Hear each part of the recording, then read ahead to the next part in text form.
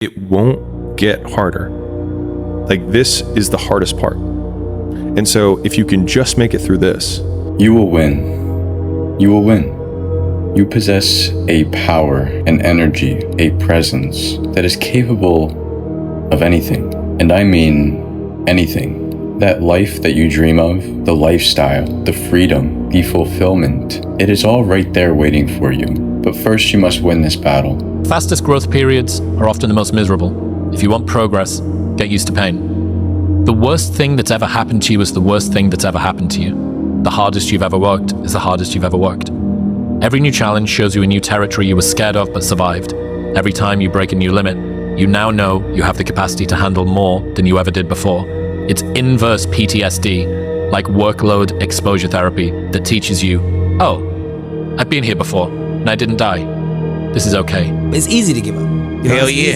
It's the easiest thing in the world to do. I'm done. I ain't going. I ain't gonna keep going. Yeah, I don't feel like going to work. I'm done. Yeah, man. It's easy. It's very easy. But what's hard is going, yo, yesterday I got nothing from working as hard as I could. Nothing happened from that. I'm gonna do the same thing again today, but I'm gonna try to go harder. That's the hardest thing in the world. To get up every day and give 100% and be in the same position that you were each day, but mentally know that you're trying and trying and trying. That's a real grind. This is just my experience in life. The only way you're ever going to get to the other side of this journey is you have got to suffer to grow. To grow, you must suffer. I say it all the time. You have to suffer. You have to make that a tattoo on your brain so when that hard time comes again, you don't forget it. Because I think any person, any human realizes that if you want some kind of a good outcome, you're going to have to work hard for it. And if you don't work hard for something, you're not going to get an outcome that's really worth much. Stop being average when your potential is crying to come outside and be more than that. Two forms of pain. Pain that breaks you and the pain that changes you. That's the pain of a change right there. That's the pain of progress. The pain that destroys you isn't this shit. It's later in life knowing you could have been more. And all that's left is you and the fear and tears of a possibility left that you allowed to die.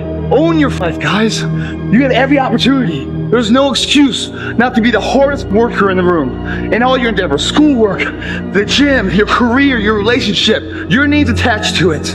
It's gotta mean more than anything. That's your name, it's all you got. Don't sell out. See, one of the reasons why you're not where you want to be at is because you don't embrace the game. You don't embrace the bad with the good, the beauty with the struggle. See, all you want is perfection. And I'm sorry to tell you, but this success don't come in perfection. It don't come pretty and sweet. It's hard, it's disgusting, it's nasty. It's trying to see if you're really a dog. And until you realize that and stop trying to get this picture perfect story, you're never gonna have a happy ending. That's just how it be. Hey, look, this shit's hard, but if you don't go through it, you're not gonna get better. And you have to understand that anybody who's ever gotten better, anybody who's ever created, anybody who's ever built, anybody who's ever been something that you've looked up to has gone through these hard times without quitting. Listen, dude, I don't know who the f telling y'all this shit's supposed to be easy. And I don't know who the f telling y'all that it's easy for them. But I'm gonna tell you right now, this shit is hard. Being a high achieving person is hard. Trying to win is hard. And when I say being a high achieving person, even if you're not yet, and that's what you wanna be, it's hard. And if you commit to that path, it's hard. And it doesn't matter if your name is Joe Flo or Andy Frisella or anybody else, bro. It's hard as fuck. you're gonna lose everything at some point. You cannot wish for both strong character and an easy life because the price of one is the other. When I think about pain, I think about what thing am I paying for right now? And is that thing something that I want? And if so, it reframes the pain as the price of the thing that I want. This is super interesting. As they've done research on this where they have somebody who accepts shocks. They can opt out at any point. If you have the same man who's getting shocked, and then you tell that man in the other room, every shock he takes, his family doesn't have to take. His threshold of pain quadruples. This may seem like some, quote, mindset, whatever. But the thing is the bigger your goals, the more pain you're going to endure, whether you want to or not. It's the price. Understanding that nothing great is going to come without you having to deal with what I call adversity and pain tolerance. You must be able to deal with that. And the more understanding you have of what's causing you the pain and how you've dealt with it is going to determine how successful you will be in whatever you choose in life. For myself, you guys have no idea. When you're hurt, how do you feel? You lay down, right? You take a second, you go, you take your vitamins, you do your thing.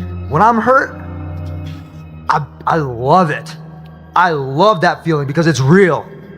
That's the most realest feeling that you could ever have, is being in pain, because everything else, happiness could be fake, crying could be fake, but pain, shit, that's real. The thing about pain is, like, you feel it right now, it's temporary, man. But later in life, you don't remember the pain. You just remember like the glory and the good times, that exhilaration of pride and achievement, man. That outweighs all the pain, struggle. Because if you push through the pain to achieve the pride, you forget about the pain was ever even there. But if you can't push through the pain and the pain stops you and breaks you down, then that pain is forever. When taking full accountability for your life with all of the deficiencies that you have may be the most painful thing that you do, when you look at yourself in the mirror and say, this is my fault. But in saying, this is my fault, those are also the first two steps of progress, because it's my fault, not anyone else's, which means it's my responsibility and my action that can change that. A lot of people are afraid to even try hard, because then if you try hard and you fail, you feel like a failure. But the aspect of being a failure doesn't come from the success in the end. It comes from if you really quit on yourself, or if you don't put in the effort you know you can put in, and you're kind of holding back on your true potential. That's when I think you really deep down feel like a failure. There's joy in my life right there. Why? Because I know there's so many people that have the ability and just refuse to get off that couch. Refuse to study a few more hours. Refuse to go deeper, to go further. And that's where I gain the advantage. It's so easy to be great nowadays, my friend, because most people are weak.